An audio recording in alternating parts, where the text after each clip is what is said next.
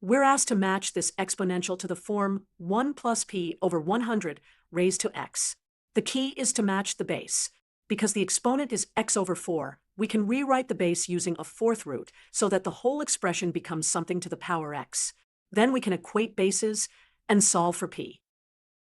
Now, the fourth root is just taking the square root twice. We'll take the square root of 1.84 and then take the square root of that result. This gives us the base that matches 1 plus p over 100. So 1.84 to the 1/4 is about 1.165. That means 1 plus p over 100 is about 1.165. Subtract 1 to get p over 100 is about 0.165. And multiply by 100 to get p is about 16.5. The closest choice is 16.